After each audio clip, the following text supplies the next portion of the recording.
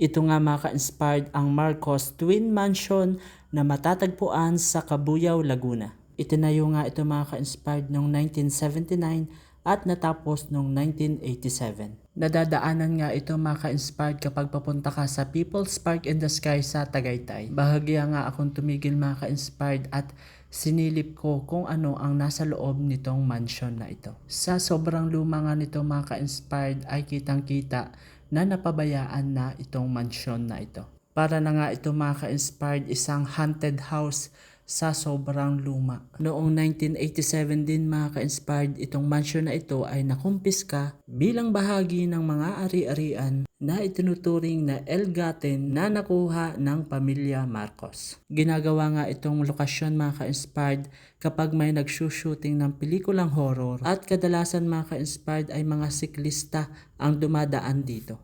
Kayang-kaya pang libutin mga ka-inspired sa umaga pero pagsapit ng gabi parang alanganin.